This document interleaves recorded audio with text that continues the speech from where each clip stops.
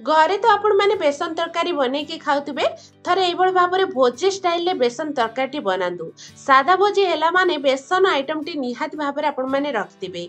भोजी रे जेमती बेसन piece गुड़िक soft soft और जुसीला होता है से भाव में आपण मान सहित आज मुझे शेयर करी सब टिप्स सहित शेयर करी फॉलो करेंगे परफेक्ट भाव में आपण मैंने भोजी स्टाइल बेसन तरकारी बनैकी खाई पारे।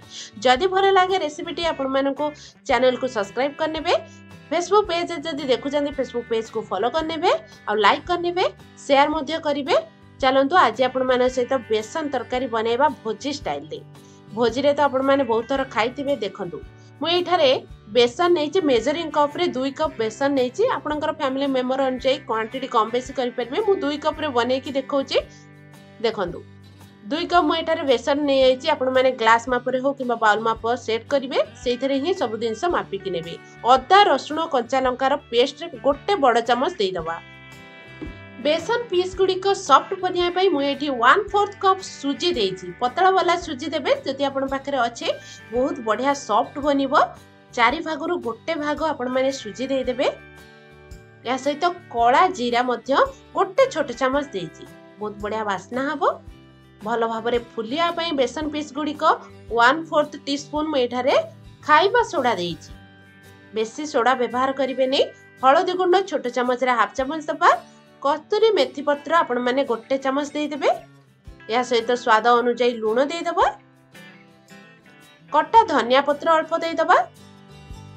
रिफाइन तेल 2 चामच देदबा। नॉर्मल चामच रे आपण मैंने 2 चामच देदेवे। जितेबेले आमे बेसन टी को जंतुबा सॉफ्ट जंतुणी हम से 2 चामच आपण मैंने रिफाइन तेल देकी यहाँ भल भाव में गोले नेबे। सबु जिनस भल भाव में मिसीगला अल्प अल्प पानी देकी आपण मैंने यहाँ गोटे बहलिया बैटर बनैबे। देखंतु पानी आपण मैंने केते व्यवहार करेंगे जो थे आपण मैंने बेसन मापिकी नहीं सेम कप रे गोटे कप पानी दबा। मुझे अधा कप पानी देकी प्रथमे गोलैची अल्प अल्प पानी देकी जदि बेसन टी गोलैबे लम्स रहिबो नै। आउ अवशिष्ट पानी जतिकी थिला टोटाली मुझे गोटे कप पानी व्यवहार कर नहीं। देखंतु भल कि यहाँ मिसई नबा केते बहलिया लगुच। आउ 1/4 कप पानी आपण मैंने देदेबे। टोटाली मु गोटे कप आउ 1/4 कप पानी मु बेठरे व्यवहार करची।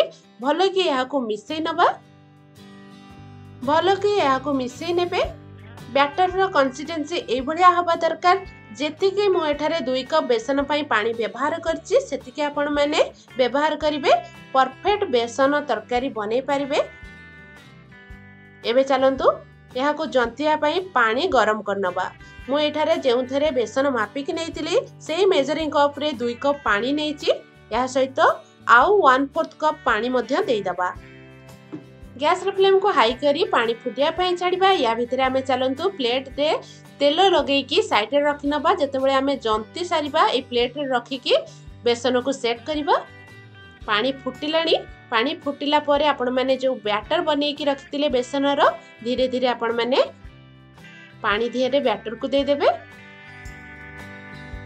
गैस रे फ्लेम को लो रखिकी आपण माने या को संगे संगे गोळै नेबे नचेत लम्स बांधी दिबो। संगे संगे आपण माने या को गोळै नेबे। धीरे धीरे देखिबे आपण माने बैटर पूरा बहलिया हबा को लागिबो। जेतिकी मु एठारे पानी व्यवहार करछि आपण माने सेतिकी व्यवहार करिवे। ग्लास हो किंबा बाउल हो किंबा मेजरिंग कप आपण माने सेट करनेबे सेइतरे ही बेसन मापिकी नेबे सेइतरे ही आपण माने पानी देबे। देखंतु बढ़िया भाबरे हमर जंतुणी रेडी हो गलानी। बेसन को अधिक समय जंतीबे नै। एई अवस्था रे ही आपण माने गैस को बंद करके या को प्लेट धरे रखि नेबे।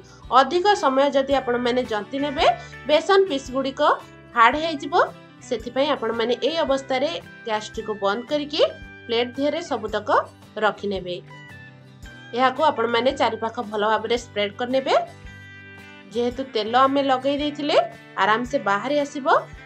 गरम अच्छी जेहेतु स्पाचुला साहाय्य आपण माने चारि पाख भलो के स्प्रेड कर नेबे। बेसी मोटा करिवे नै किबा बेसी पतला रखिबे नै। एभल भाबरे आपण माने चारि पाख स्प्रेड करिके पानी हाथ हेकी ऊपर आपण माने धीरे धीरे या को समान करनेबे। तो गरम अच्छी पानी हाथ रे ही या को सेट करिवे। सेट हो सारा पर आपण मैंने फैन तले रखिदेवे। कम समय रे ठंडा हो ठंडा हो गला पर देखिए बढ़िया भाव में सेट हो जाइथिबो। एबे चलंतु मसला आमे रेडी करनबा। ब्लेंडिंग जार दिहरे प्रथम आपण माने गोटे बड़ साइज रो प्याज को छोट छोट भाबरे काटी के दे देबे। गोटे मीडियम साइज रो टमाटर दे देबे। जीरा आपण माने नॉर्मल चम्मच रे 1.5 चम्मच जीरा दे देबे। दालचीनी गुजराती अल्प दे देबा। लंका जेतिकी राग खाइबे सेतिकी सुखिला लंका हो कंचा लंका आपण माने व्यवहार करिवे। अल्प टिके पानी देकी याको भलो भाबरे बाटी आनिबा। देखंतु मसला पेस्ट बिल्कुल हमर रेडी हे गला। एबे चलंतु देखि नबा। बेसन हमर बढ़िया भाबरे ठंडा हे जाईची। छुरी साहाय्य रे आपण मानकर मन पसंद रो साइज रे आपण माने छोटो किंबा बड़ साइज रे याको एभल भाबरे काटी नेबे। मु छोटो छोटो बनेकी तरकारी बनेबे सेति पई पतला पतला लेयर रे मु याको छुरी साहाय्य रे काटी नेची। आपण माने जदि बिना प्याज रसुण रे बनिया पई चाहुचंती ताहाले अदा रसुण कच्चा लंका पेस्ट जगह रे केवल अदा और कंचा लंकार पेस्ट मध्य देई परिबे। मसला रे बिना प्याज रसुण रो मसला व्यवहार करिवे जा फल रे बिना प्याज रसुण रो बेसन तरकारी मध्य बनै परिबे। देखंतु छोटो छोटो पीस करके मु एठारे काढी नेची। एतु तेल लगैथिले आराम से बाहरी आसीबो। केते सॉफ्ट बनिची। याको एबे आमे छाणीबा। तेल गरम करिकी आपण माने हाई फ्लेम रे बेसन पीस गुडी को देकी संगे संगे पकेकी लाइट ब्राउन कलर हे गला परे संगे संगे आपण माने बाहर कर नेबे। गैस रो फ्लेम को हाई रखिबे। बेसी कड़ा करिकी याको छाणीबे नै। कड़ा करी जदि बेसन पीस गुडी को छाणीबे टाण हे जिवो। सेति पाने आपण माने लाइट ब्राउन कलर हे गला परे याको बाहर कर नेबे। बाहर करिकी प्लेट देरे रखि नबा। बेसन पीस गुडी को छाणीकी आपण माने याको रखितेबे। ए बढी भाबरे छाणीकी मध्य आपण माने एयरटाइट कंटेनर रे फ्रिज रे स्टोर करी रखिकी पछरे मध्य तरकारी बनै के खाइ परिबे। एबे चलंतु तरकारी बनेया पई तेल गरम करनबा। सेतिरे गोटा मसला रे दालचीनी गुजराती बड़ गुजराती तेजपत्र दे दबा। या सहित कटा प्याज देकी याको बादाम कलर हेला पर्यंत टिके भाजी नबा। प्याज हमर बढ़िया भाबरे भाजी गलानी। अदा रसुण कच्चा लंकार पेस्ट 2 चम्मच दे दबा। बड़ चम्मच रे 2 चम्मच आपण माने अदा रसुण कच्चा लंका पेस्ट दे दबा। याको मध्य तेल रे टिके भाजी नेबे। अदा रसुण रे रस मिल गला पर्यंत याको आपण माने तेल रे भलो भाबरे भाजी नेबे। भाजी गला परे हळदी गुंड हाफ चम्मच दे दबा। स्वाद अनुसार लूण दे दबा। काश्मीरी लंका गुंड गोटे छोट चम्मच देइची। कलर बहुत बढ़िया आसीबो।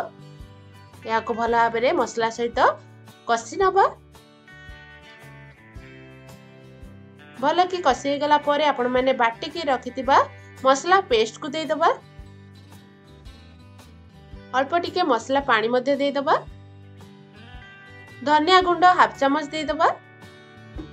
मसला को भल भाबरे गोळेई कि याको आपण माने गैस रो फ्लेम को मीडियम करिकि कवर करिकि 2 मिनिट छाडी नेबे। मसला रो रस मिल चली जिवो।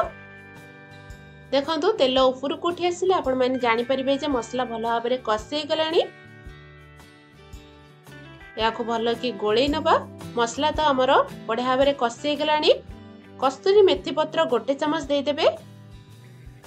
याको मध्ये मसला सहित कसी नबा। भलो भाबरे कसे गला परे ग्रेवी पई आपण माने पानी गरम करिकि रखिथिबे। गरम पानी दे देबे। मु एठी गरम पानी व्यवहार करछि। ग्रेवी टी खाया पई बहुत बढ़िया लागिबो। गरम पानी व्यवहार करिवे। बेसी पानी देबे नाही।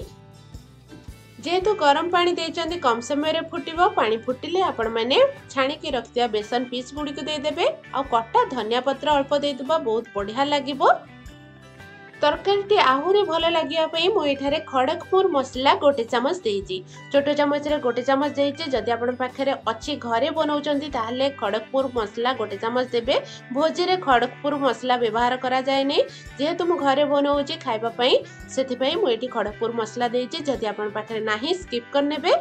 याको आपण माने हाई फ्लेम करी 1 मिनिट किबा 2 मिनिट पई फुटे नेबे। अधिक समय फुटेबे नै। बेसन पीस गुडी को फिटी जीवो। ध्यान रखिबे। 2 मिनिट परे आपण माने गैस टी को बंद कर नेबे।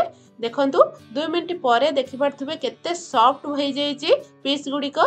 एई अवस्था रे आपण माने गैस टी को बंद कर नबा।